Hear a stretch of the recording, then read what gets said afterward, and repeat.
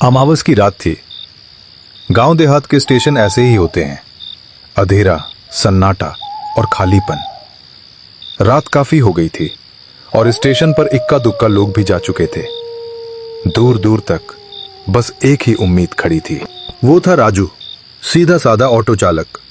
वो अभी कुछ यात्रियों को छोड़कर आया था और अब वापस जाने की सोच रहा था। रात तो काफी हो गई, अब तो कोई सवारी मिलेगी नहीं। अमावस्या की रात है, जल्दी घर जाना चाहिए। लेकिन दिल में एक छोटी सी आस अभी भी बाकी थी। एक और चक्कर, बस एक आखिरी ट्रेन, ताकि आज की दिहाड़ी अच्छी हो जाए। तभी दूर से एक हॉर्न सुनाई देता है। लगता है आज रात का आखिरी ट्रेन आ रहा है। चलो, इसमें अगर कोई सवारी मिल जाए तो कमाई थोड़ी सर पर हो जाएगी।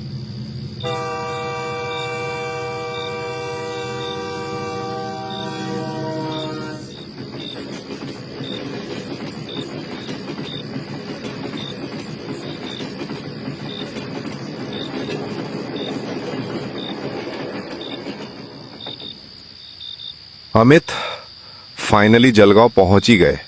अब देख, 8 बजने वाले हैं। कोई सवारी मिलेगी क्या, या फिर आज की रात स्टेशन पर ही काटनी पड़ेगी?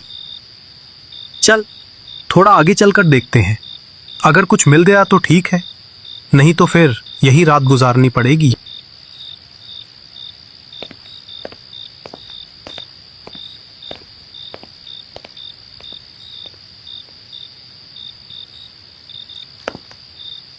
चलो भाई, 2 सवारी तो आ रही हैं।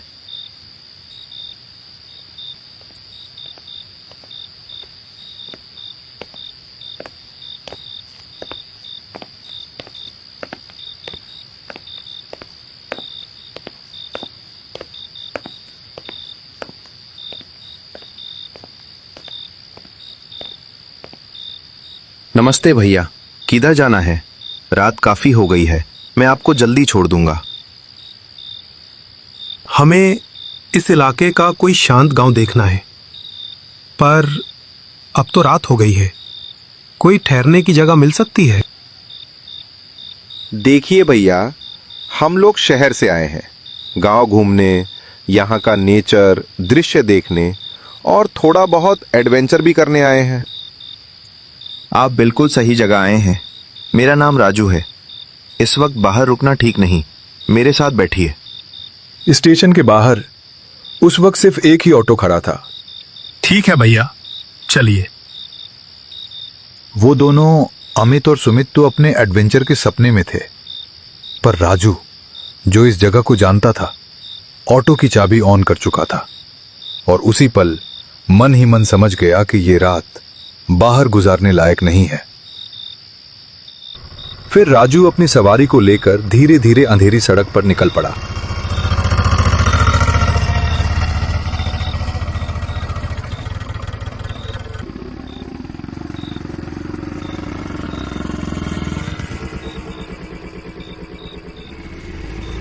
राजू भैया, यहाँ पर रहने के लिए कोई होटल वगैरह मिलेगा? नहीं, होटल तो नहीं मिलेगा यहाँ। अरे आप चिंता मत करो, आज रात आप दोनों मेरे घर रुकिए। मेरे घर में एक कमरा है, आप मेरे मेहमान होंगे। ये रात बाहर बिताने लायक नहीं है। ये तो बहुत अच्छी बात है राजू भाई, हम आपकी इस मदद के लिए धन्यवाद करते हैं। अरे भाई, इसमें धन्यवाद कैसा, बस जल्दी घर पहुंच जाएं। अमावस की रात में अंधेरा और भी गहरा हो जाता है। रात के 7:30 बजने वाले थे। तब तक अमित और सुमित राजू के घर पहुंच गए थे। घर के बाहर में बैठकर तीनों चाय पी रहे थे और आपस में बातें कर रहे थे। अमित, सुमित, एक बात ध्यान से सुनो। आज अमावस्या की रात है। हमारे बड़े बुजुर्ग कहते हैं कि इस रात में कुछ बुरी शक्तियां बहुत ज्यादा सक्रिय हो जाती हैं। अरे राजू भाई, अब आप भी अजीब अजीब बातें करने लगे, हमें मत डराइए। राजू भाई, रास्ते में आप एक पुराने महल की बात कर रहे थे। सच बताइए, वो जगह सच में उतनी ही डरावनी है क्या? गांव में कहते हैं कि यहां से थोड़ा सा दूर एक पुराना सुनसान महल है।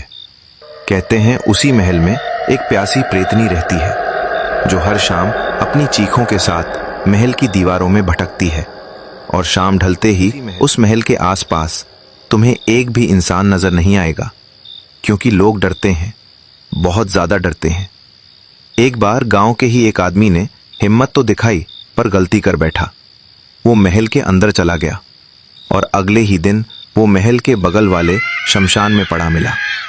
उसके बाद से अब तो लोग दिन दिन में भी उस महल के आसपास जाने से घबराते हैं, मानो उस जगह के ऊपर खौफ की मोटी चादर हमेशा हमेशा के लिए तानी हो। अच्छा, तब तक आप लोग चाय पीजिए, मैं रात का खाना बना लेता हूं।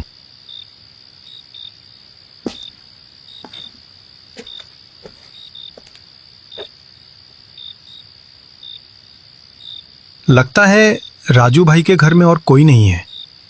अरे सुमित, हम लोग उस महल में जा सकते हैं क्या? क्या बोलता है तू?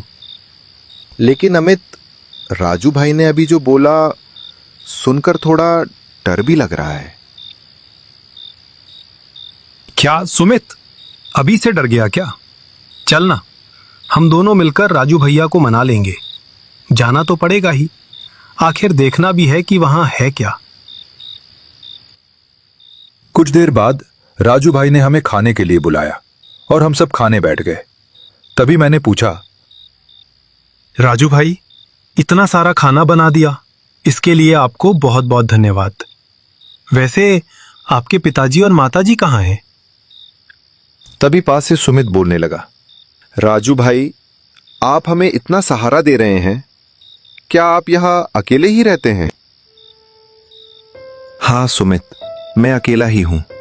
मेरे माता पिता जब मैं बहुत छोटा था तभी गुजर गए थे। मेरे पिता भी ऑटो चलाते थे और अब मैं भी वही करता हूं। बस अपना छोटा सा जीवन है। हमें सुनकर सच में अफसोस हुआ राजू भाई। इतनी कम उम्र में आपने इतनी जिम्मेदारी उठा ली। कोई बात नहीं, अब तो आदत हो गई है। वैसे आप लोगों को खाना कैसा लग रहा है? राजू भैया, मजा आ गया। सच में घर जैसा खाना है। लग रहा है कि मैं अपने घर में ही खा रहा हूं। राजू भाई, कल का क्या प्लान है? हमें कुछ पुराना, थोड़ा एडवेंचर वाला कुछ देखना है। मैंने आपको बताया था ना, एक बहुत पुरानी सुनसान हवेली है, उसी के बगल में वो शमशान है। बस वही तो देखना चाहते हैं राजू भाई, एडवेंचर के लिए। नहीं, मेरी बात मानिए। आप लोग शायद इन बातों पर भरोसा ना करें, लेकिन मैंने अपनी आंखों से वहां कुछ अजीब चीजें देखी हैं। वो जगह शापित है, बहुत खतरनाक है। राजू भाई, इतना मत डरिए, हम बस देखने जाएंगे। हाँ राजू भाई, बस एक बार वो जगह दिखा दीजिए। आप चिंता मत कीजिए, हमें कुछ नहीं होगा। ठीक है, पर एक शर्त पर बताऊंगा। कैसी शर्त राजू भाई? देखिए, आप लोग बस महल के अंदर ही रहना। महल के सामने जो शमशान है ना, अगर वहां से कोई आवाज आए, कोई बुलाए, या आपको लगे कोई मदद मांग रहा है, तो भी उधर जाना मत। यहां तक कि अगर कोई जोर से चीखे तब भी पलट कर मत देखना। मैं कह रहा हूं, बहुत संभल कर रहना। और सुन लीजिए, मैं आखिरी बार समझा रहा हूं, उस तरफ मत जाना, किसी भी हाल में नहीं। ठीक है राजू भाई, हम लोग उधर नहीं जाएंगे। तो डील पक्की? राजू भाई, आप हम दोनों का बहुत मदद कर रहे हैं, इसके लिए बहुत बहुत धन्यवाद। अरे, इसमें धन्यवाद कैसा?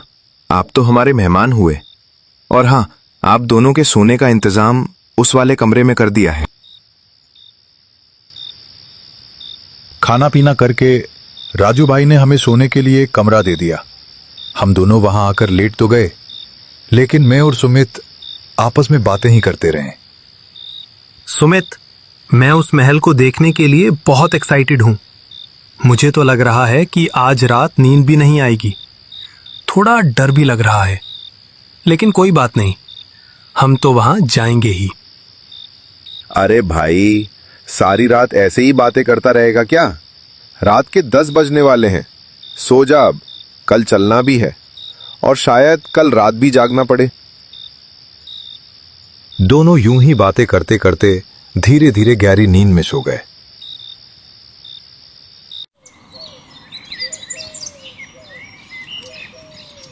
सुबह सुबह हम तीनों घर के बाहर बैठकर चाय पी रहे थे।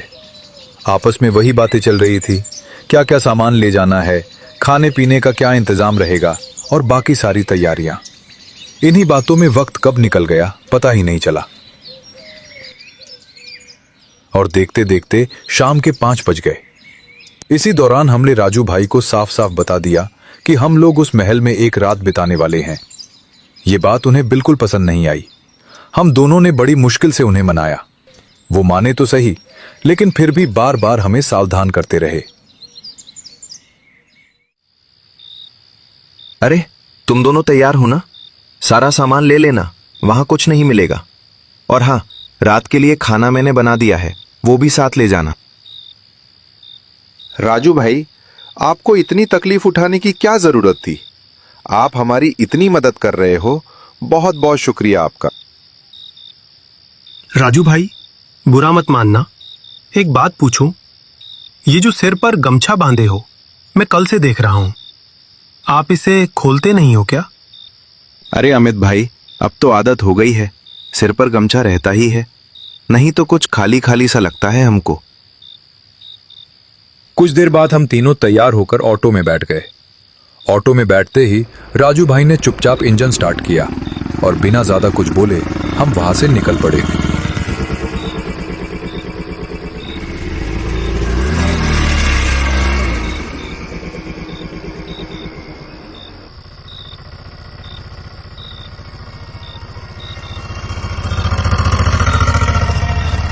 रास्ते में माहौल अजीब सा होने लगा था।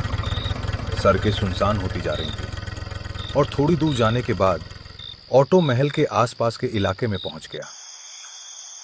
राजू भाई, हम आ गए क्या? लेकिन यहां पर तो महल दिखाई नहीं दे रहा है। अमित, सुमित, तुम दोनों ये रास्ता पकड़कर सीधे आगे चले जाना। थोड़ा सा आगे जाते ही एक शमशान का गेट दिखाई देगा। वहां से थोड़ा और आगे जाओगे तो वहीं तुम्हें महल दिख जाएगा। ठीक है, मैं चलता हूं। कल सुबह यहीं पर मैं तुम दोनों का इंतजार करूंगा। ठीक है राजू भाई।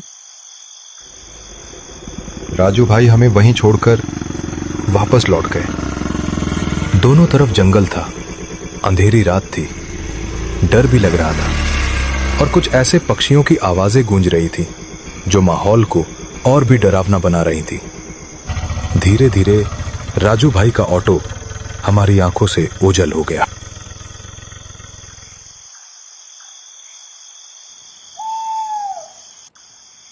हमने अपना बैग उठाया और अपनी मंजिल की ओर बढ़ने लगे।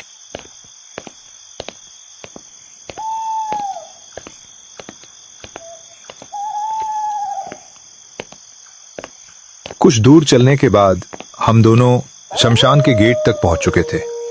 रात तो थी, लेकिन चलने में ज्यादा दिक्कत नहीं हो रही थी क्योंकि चांद की रोशनी में रास्ता साफ साफ दिखाई दे रहा था। सुमित, चांद की रोशनी की वजह से रात में भी सब कुछ साफ दिखाई दे रहा है, इसलिए अभी टॉर्च जलाने की जरूरत नहीं पड़ेगी।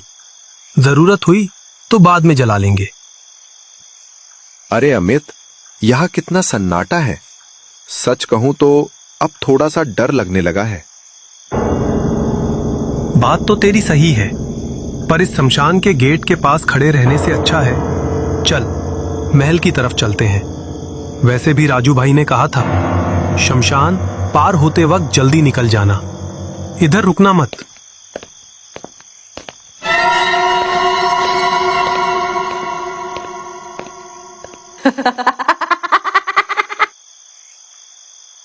भाई, ये महल तो काफी बड़ा है, देखकर लगता है बहुत पुराना होगा। महल तो सच में काफी पुराना लग रहा है। लगता है कभी किसी जमींदार का रहा होगा। चल भाई, अब महल की तरफ ही बढ़ते हैं।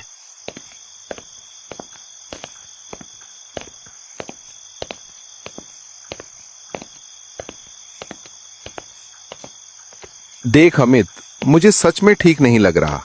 राजू भाई की बात माननी चाहिए थी। तू चाहे जितना बोले, मैं तेरे साथ रात को शमशान की तरफ एडवेंचर करने नहीं जाने वाला। अगर जाना ही है तो तू अकेले चला जाना। अरे यार, इतना क्यों डर रहा है तू? चल ना, पहले महल की तरफ तो चले। बातों बातों में हमें पता ही नहीं चला कि कब हम उस विशाल महल के ठीक सामने आ खड़े हुए। अजीब बात थी, महल का गेट पहले से ही खुला हुआ था, मानो कोई हमारा ही इंतजार कर रहा हो। खैर, अंदर जाने में हमें कोई दिक्कत नहीं हुई। महल के अंदर कदम रखते ही हम जगह तलाशने लगे, पर नीचे के कमरे वो बहुत ज्यादा खराब और बदहाल थे, वहां रुकना मुमकिन ही नहीं था। फिर हमारी नजर ऊपर की तरफ गई, जहां अंधेरे में और भी कई कमरे कतार में दिखे। हम सीढ़ियां चढ़कर ऊपर आ गए, क्योंकि यहां का ये एक कमरा बाकी हिस्सों से थोड़ा बेहतर और रहने लायक लग रहा था। हमने अपना सामान रखा, थोड़ी साफ सफाई की और हम दोनों वहीं बैठकर समय बिताने लगे। ऐसा करते करते कब रात के 8 बज गए पता ही नहीं चला। यार अमित, भूख लग गई है, चल खाना खा लेते हैं। रात के 8 भी बज गए। हम दोनों ने खाना निकाला और खाकर वहीं आराम से चादर बिछाकर लेट गए। पूरे दिन घूमने की वजह से पैर हाथ बुरी तरह दुख रहे थे। हमें कब नींद आ गई पता ही नहीं चला।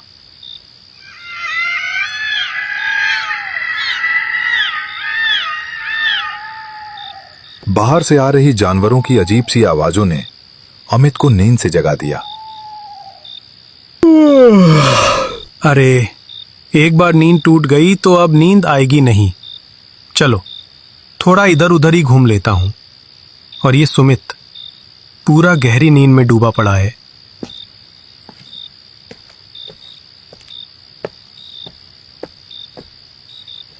अरे बाप रे, महल में अकेले चलने में बड़ा अजीब सा लग रहा है, और पता नहीं बाहर कौन सा पक्षी या जानवर चिल्ला रहा है।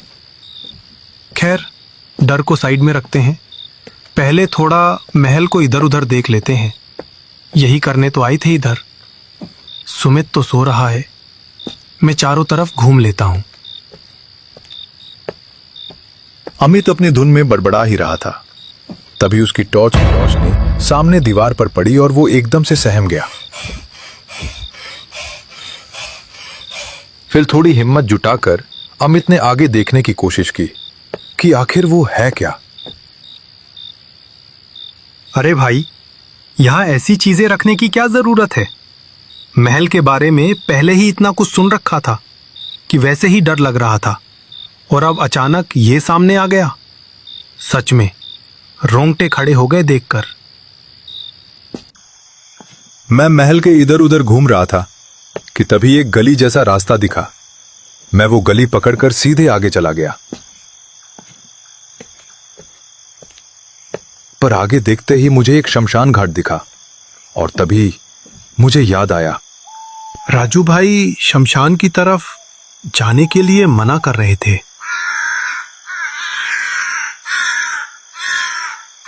थोड़ा दूर आगे बढ़ने के बाद अरे, वहां कौन खड़ा है सफेद कपड़ा पहनकर? जाकर देखता हूं।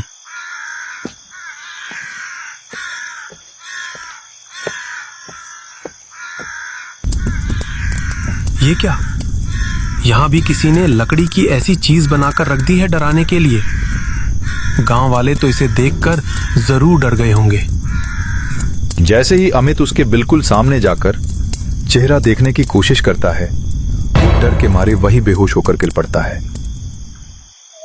और उसी पल एक अजीब सी किसी बूढ़ी औरत की हंसी और चीख पूरे महल में गूंज उठती है।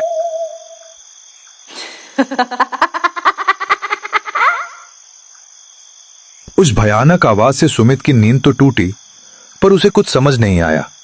वो बस घबराकर एकदम से उठ बैठा। अरे, ये अमित कहाँ चला गया? सुमित अमित को पागलों की तरह यहां वहां ढूंढने लगा, मगर अमित का कहीं पता नहीं था। तभी अचानक शमशान के सन्नाटे को चीरती हुई अमित की आवाज सुनाई दी। सुमित, मैं इधर हूं। अरे, ये तो अमित की आवाज है। शायद उस तरफ से आई है। जाकर देखता हूं। पक्का ये उसी की चाल है मुझे डराने की। ये कभी नहीं सुधरेगा। यहां पड़े पड़े क्या कर रहा है? मुझे पता है तू नाटक कर रहा है मुझे डराने के लिए। देख, इस वक्त इस जगह पर ऐसा नाटक करना सही नहीं है। चल यहां से जल्दी। और वैसे भी राजू भाई ने इधर आने के लिए मना किया था। काफी देर बोलने पर भी जब कोई जवाब नहीं मिला तो सुमित की घबराहट बढ़ गई। उसे एहसास हो गया था कि यहां कुछ तो गलत हुआ है। अमित, अमित, उठ! तुझे क्या हुआ है? सुमित अभी अमित को झकझोर कर उठाने की कोशिश कर ही रहा था कि तभी अचानक किसी ने पीछे से उसके कंधे पर हाथ रखा। सुमित झटके से पीछे मुड़ा और जो उसने देखा, उसकी आंखें फटी की फटी रह गईं, मुंह खुला का खुला रह गया। उसके ठीक सामने एक बेहद भयानक और खौफनाक चेहरा था। उस भयावह मंजर को देखकर सुमित का पूरा शरीर दहशत से बर्फ की तरह ठंडा पड़ गया। उसके पैरों से जैसे जान ही निकल गई और वो वहीं धड़ाम से नीचे गिर पड़ा। अगली सुबह राजू अपना ऑटो लेकर ठीक वहीं खड़ा था जहां वो अमित और सुमित को छोड़कर गया था। वो वहीं खड़ा होकर दोनों का इंतजार कर रहा था। अरे, ये लोग इतनी देर क्यों कर रहे हैं? मैंने तो इन्हें टाइम भी बता दिया था। चलो, थोड़ी देर और इंतजार कर लेता हूं। काफी देर हो गई लेकिन वो दोनों वापस नहीं आए। अब राजू को समझ आ गया था कि पक्का कुछ न कुछ गड़बड़ जरूर है। उसने बिना देर किए गांव के 2-3 लोगों को मदद के लिए बुलाया और फिर कुछ ही देर बाद राजू उन दोनों को ढूंढकर वापस घर ले आया। कुछ देर बाद अमित और सुमित दोनों को होश आया। मैंने तुम दोनों को पहले ही मना किया था, लेकिन तुमने मेरी बात नहीं मानी। देखो अमित और सुमित भाई, बुरा मत मानना। जिस जगह के बारे में ठीक से जानकारी ना हो वहां यूं ही मत चले जाया करो। वहां बहुत कुछ हो सकता है और जान का भी खतरा पड़ सकता है। राजू भाई, हमें माफ कर दीजिए। हमने आपकी बात नहीं मानी। आगे से ऐसा कभी नहीं होगा। हम वादा करते हैं